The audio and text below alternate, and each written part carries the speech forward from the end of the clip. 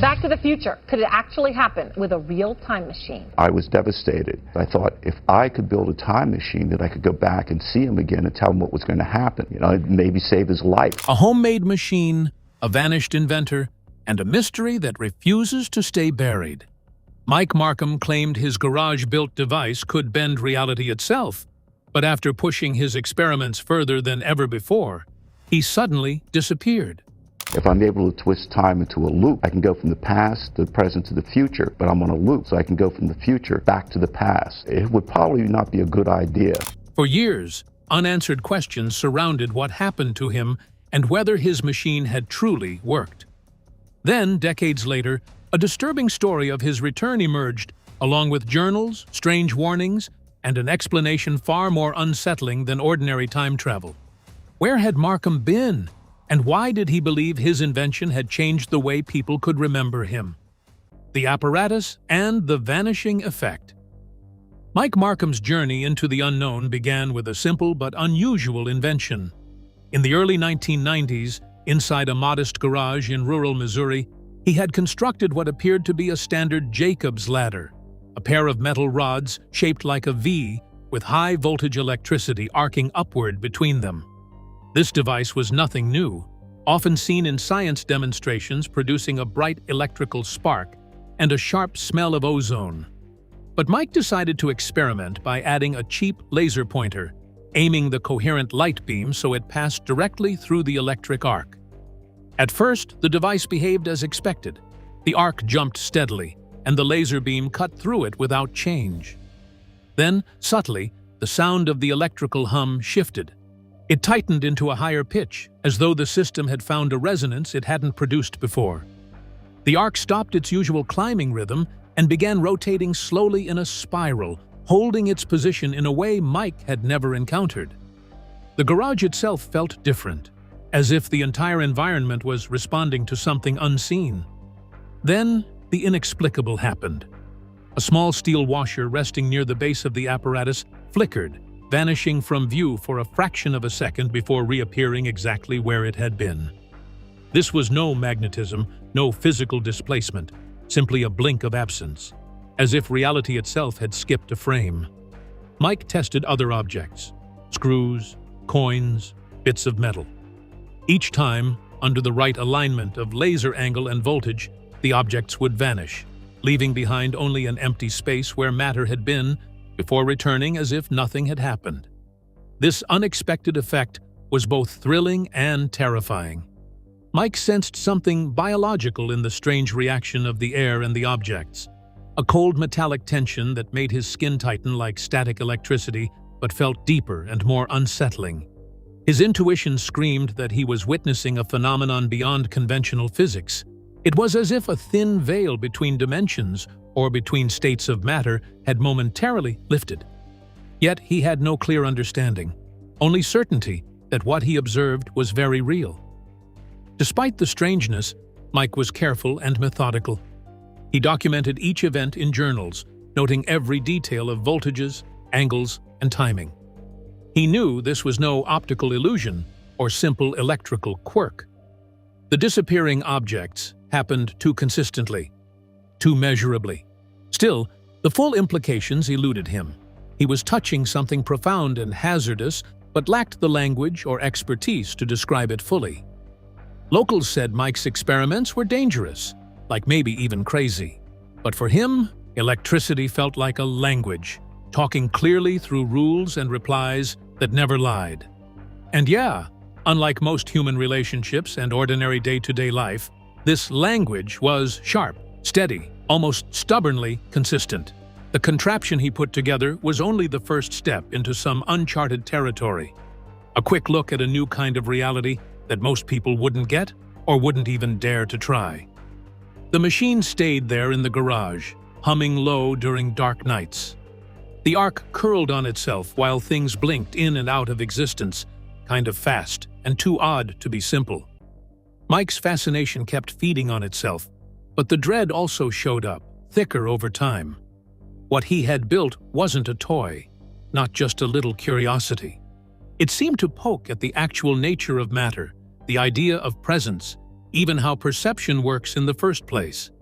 He believed he was opening a door, but he couldn't say what world would be waiting on the other side. Questions kept arriving, relentless. Was this really time being bent? Were there quantum jumps happening behind the scenes, or something stranger entirely? The device was neither a time machine nor a teleportation apparatus, at least not the usual kind anyone would recognize right away. The real behavior of the machinery, and what it did to the world around it, stayed hidden, a riddle that called for deeper investigation. That uncertainty only grew as Mike kept moving forward, pushing the machine's power and reach beyond simple objects. Eventually, it touched living creatures, and then, almost worse, it touched himself. The line between what was known and what couldn't be known started thinning with every electric arc, like the universe was steadily loosening its grip, setting the stage for consequences that were going to be profound and not at all kind. The path Mike walked was a lonely one, shaped by a lifetime of obsession that began long before the machine ever sparked to life. Inside the mind of a tinkerer. Mike Marcum was not born into academia or a high-tech lab.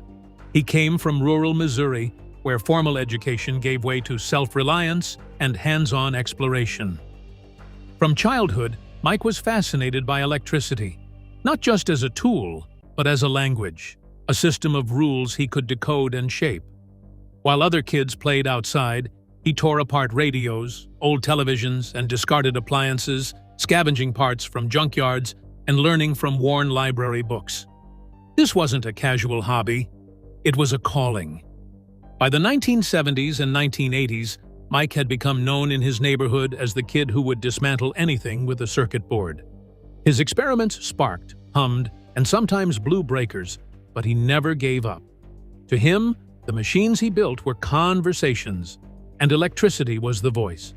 Even as a young man, his work showed a rare intuition for electromagnetic fields, a sense for how to coax nature into revealing its secrets. Without formal degrees or institutional support, Mike's knowledge was self-taught. His garage became a personal laboratory filled with homemade schematics, salvaged parts, and the accumulated debris of a decade of experimentation.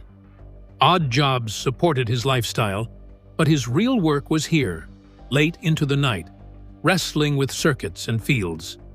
There was no safety net, no peer review, just relentless trial and error.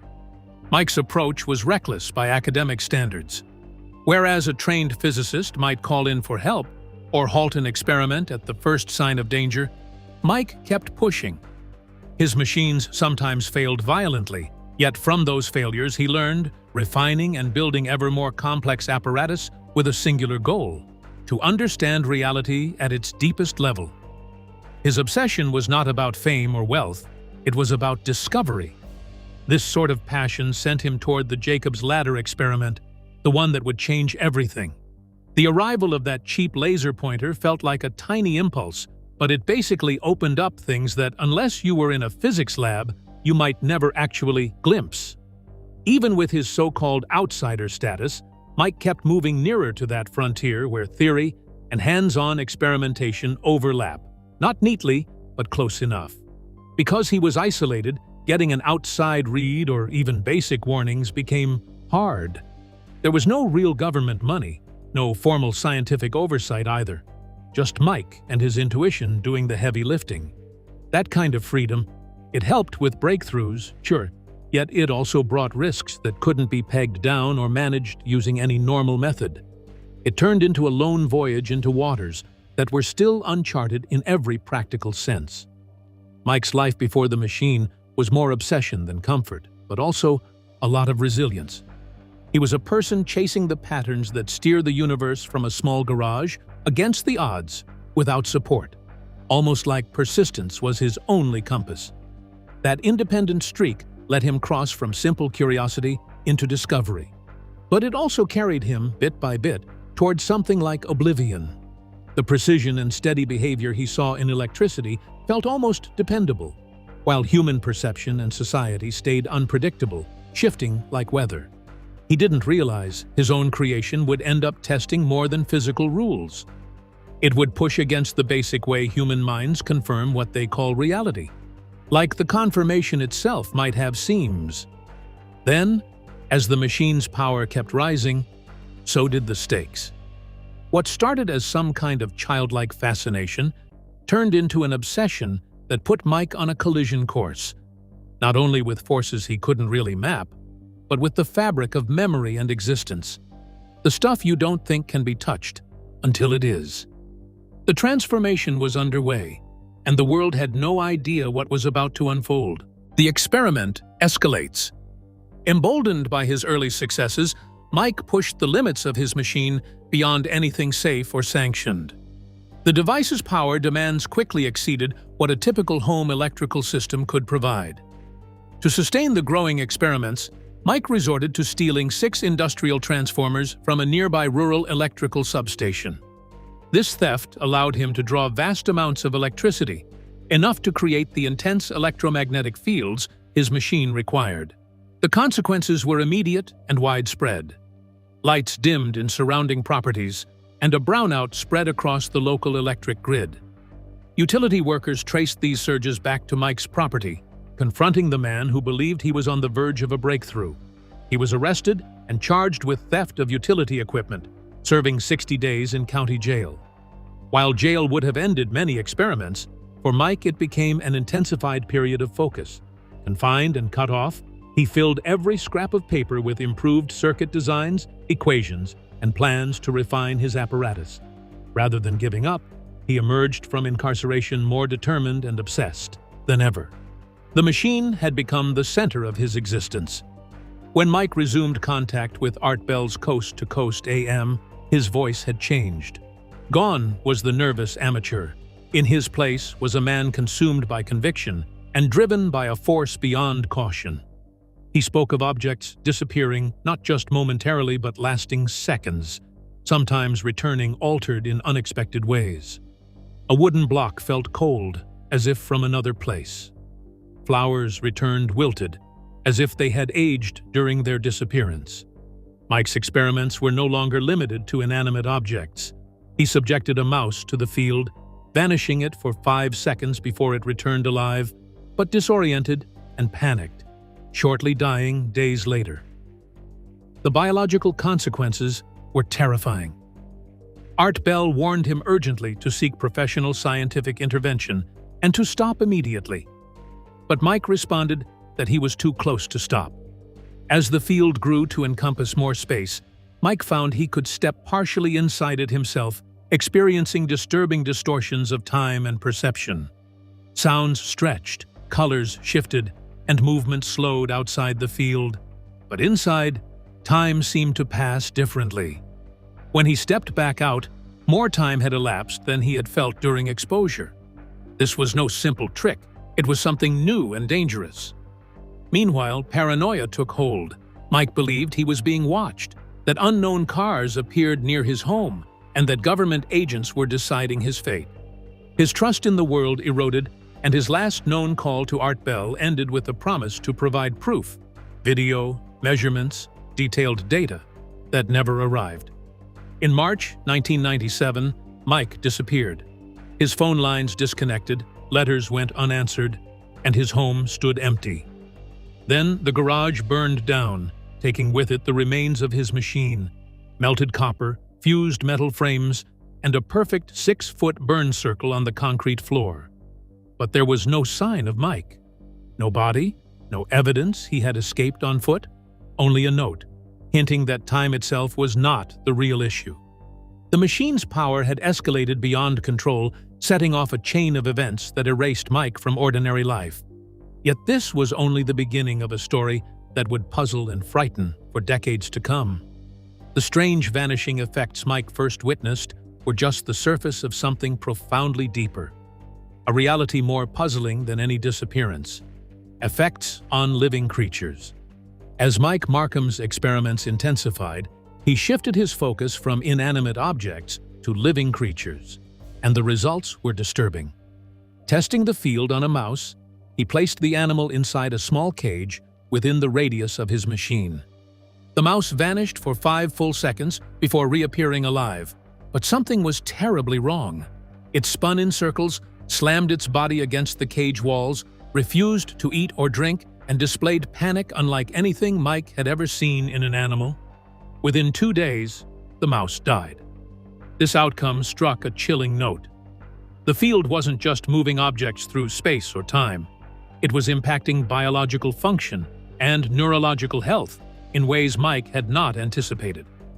The realization that living things could suffer irreversible harm brought a darker dimension to his work. It wasn't simply physics anymore. The machine had become a biological hazard. Mike shared these revelations during calls to the late-night radio show Coast to Coast AM, hosted by Art Bell. Art, experienced with unusual phenomena, was stunned by the severity of Mike's reports. He urged Mike to stop immediately and seek proper scientific oversight. Art warned that this was not a hobby for amateurs. The risks to living beings, including Mike himself, could be catastrophic. Despite these warnings, Mike refused to halt his experiments. He believed he was on the verge of a breakthrough no one else was close to understanding. The allure of discovery outweighed the growing dangers. Mike's obsession deepened, blinding him to the biological consequences accumulating with every test. Animals began to avoid spaces near the garage. His dog refused to enter the building at all, and other creatures, the birds and insects, stayed away. Living things seemed instinctively repelled by the machine's field, perceiving dangers beyond human senses. This biological rejection hinted at something unnatural brewing in the invisible space Mike had created. The physical environment inside the garage also seemed to shift the moment the machine was running. Mike said the air felt heavy, dense, and kind of pressurized, not like any usual temperature or humidity change you'd expect. And time itself, it felt off, slower, thicker, like the whole space had a kind of pulse to it, almost like it was living in its own way, reacting to forces Mike had only started to notice not long before. More recent scientific thinking does suggest that electromagnetic fields can affect biological systems, but nothing anyone had seen before Mike's trials matched that level of instant and unruly neurological chaos. The mouse behavior was just too strange for the usual playbook. What Mike had kicked off wasn't a minor disturbance at all. It was something deeper, closer to the foundational way life interacts with reality itself. This growing biological impact made everything escalate fast. The stakes jumped almost too far to count. The machine stopped being a harmless curiosity or even a weird physics toy. It stepped into dangerous, untracked territory where living things can get hurt. Mike, whether he meant to or not, was messing around with unseen forces that could strain mind and body in the same breath. Still, for all the warning signs, Mike's resolve didn't soften. He kept pushing, sure that the real answers were just past that boundary of what can be watched or measured, and that fixation would soon drag everything toward outcomes nobody could have guessed. As the machine's reach expanded, so did the consequences, touching not just objects and animals, but the fragile structure of human perception. The final days before disappearance. By late 1996, Mike Marcum's machine had grown beyond a small device affecting objects on a workbench. The field expanded until Mike could step partially inside it. His descriptions of entering the field were surreal, time-warped, sounds stretched and deepened, colors shifted toward blue, and everything outside seemed to slow. Yet inside, time felt compressed and different. When he stepped out, more time had passed than he had personally experienced. This strange temporal distortion troubled Mike deeply. The machine wasn't moving him through conventional time, but altering his perception, and possibly reality itself, in ways he struggled to understand. He hesitated when asked if it was a time machine, offering only uncertain guesses. Maybe it was time, maybe perception, or something beyond human comprehension. Mike's behavior changed. His calls to Coast AM grew more urgent and paranoid. He believed he was being watched. Unknown cars appeared near his property, and he was certain government agents knew about his machine and were deciding his fate. The solitude of his rural life was infiltrated by unseen eyes, feeding his growing isolation and unease. Despite these fears, Mike promised to return to the show with proof, videos, measurements, and detailed data. The world awaited confirmation of his claims, but that call never came. In March 1997, Mike vanished completely. His phone lines went dead, letters to him returned unopened, and his farmhouse stood abandoned. Days later, the garage caught fire. Investigators found the remains of the machine melted and fused in horrific ways. The 6-foot circular burn mark on the concrete floor was blackened and smooth, suggesting focused heat far beyond a typical electrical fire. Copper wiring had melted into the concrete and transformers were destroyed. Yet, there was no trace of Mike. No bones, no dental records, no footprints, no evidence he escaped by normal means. Among the wreckage, there was a folded note, handwritten and kind of cryptic. "It's not about time, it's about how you see things." That little message, it sort of suggested that Mike's disappearance wasn't just some plain physical vanishing or even death, but more like a shift in perception, in existence even. The official case went cold pretty fast, and the whole thing kind of drifted out of view, turning into one of those whispered internet legends. For almost 30 years, Mike Marcum was presumed gone, mostly erased from everyday minds, but still kept alive by people who couldn't stop staring at mysteries. His work, once anchored in the steady precision of electricity, ended up feeling like a symbol of the unknowable, like some man who stepped out at the very edge of reality. But really, the change was only starting. The weak, thin boundaries between what we perceive and what we remember, the whole cloth of what it means to exist among other people, were beginning to bend in ways Mike himself never could have predicted. His disappearance wasn't only physical either. It was a fracture in how reality keeps a person close or lets them go. As the burned garage remnants cooled down in the background, the bigger mystery moved, spreading through the shadows, waiting for someday Mike would come back, with answers no one was ready to hear. The silence after his vanishing was heavy, but it was not the end of the story. What happened next would challenge everything we believe about time, reality, and the nature of human memory. The mystery deepens, clues and legends. In the years following Mike Marcum's disappearance, the mystery surrounding him deepened and took on almost mythical proportions. The official investigation stalled, but fragments of his story spread quietly through obscure websites and forums dedicated to unexplained phenomena. Mike's machine, the strange fire, and the 6-foot scorch mark became symbols, pieces of a puzzle that defied logical explanation. Yet the faint air of truth kept the story alive. In 1998, the legend took an even stranger turn. An internet researcher uncovered a newspaper clipping from 1930 detailing a body that had washed up on a California beach. The man was described as wearing strangely modern clothing for the time, and in his pocket was a small electronic device, rectangular, marked with buttons and symbols that defied identification. To many, the device resembled something a 1990s garage experimenter might have crafted. This finding sparked chilling speculation. Could Mike, who vanished in 1997, have somehow traveled back nearly 70 years in time, only to die decades before he was even born? There was no proof beyond the photograph and the curious coincidence. The theory lingered mostly as an unsettling shadow, inviting questions about time and existence, but offering no solid answers. In 2006, another unexpected chapter unfolded. Dr. Harold Putoff, a physics professor known for work on fringe science, received an email from someone claiming to be Mike Marcum. The message was terse yet provocative. Mike warned that people thought he was dead. He was not, but he was not exactly here either.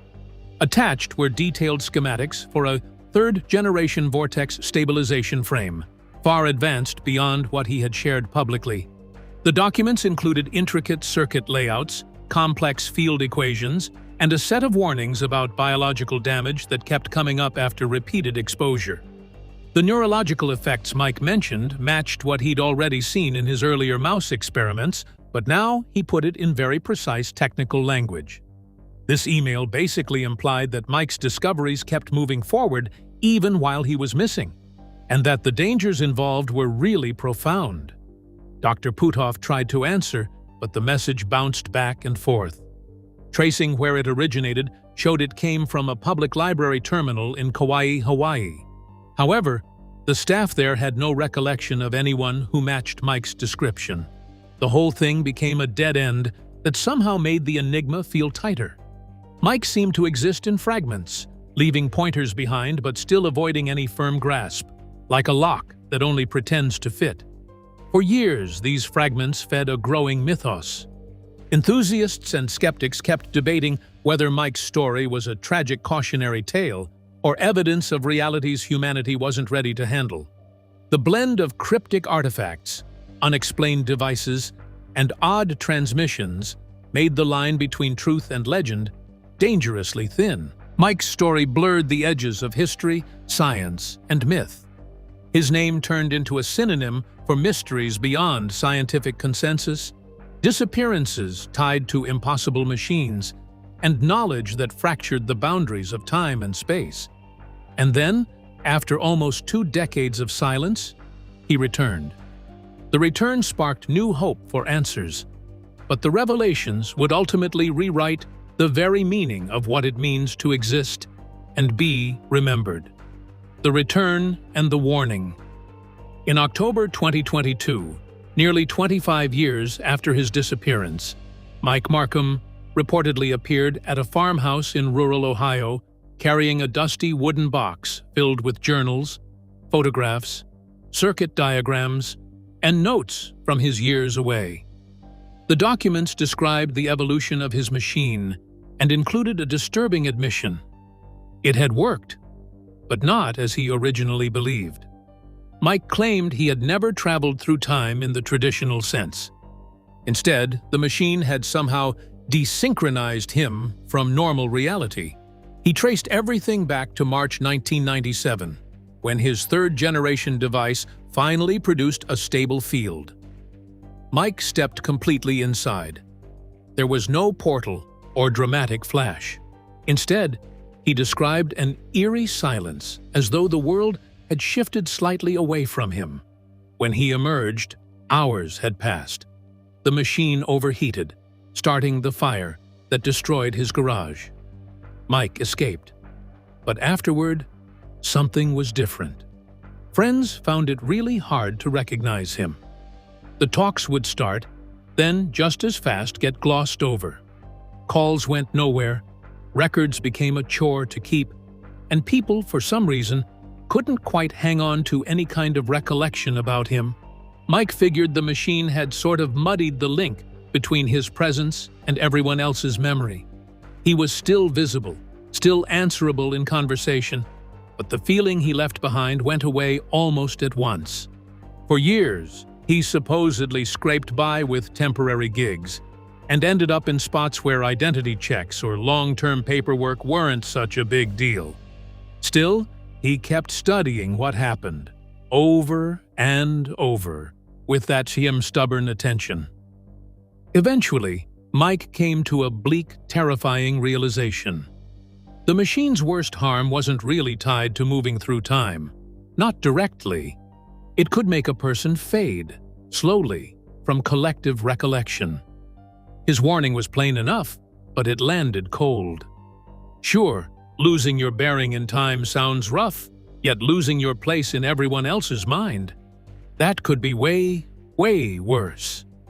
The path ahead leads even deeper, questioning the fragile thread that ties us all to one another and to reality itself.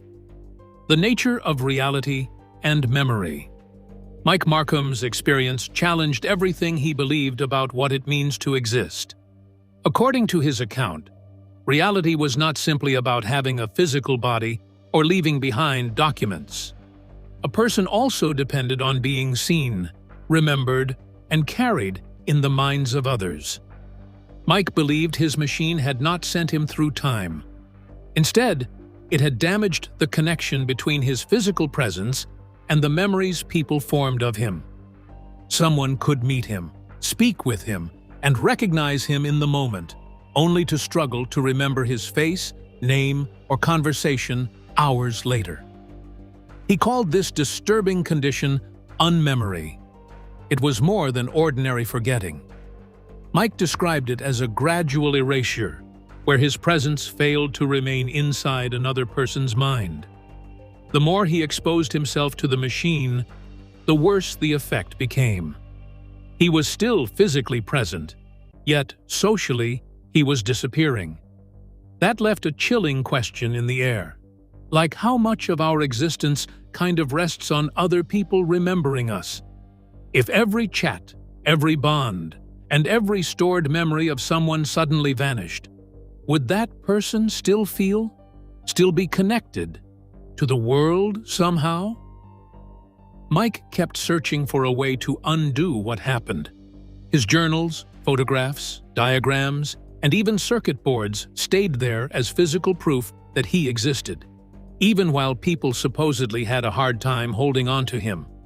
The evidence stayed put, but the memory of the man behind it slowly faded.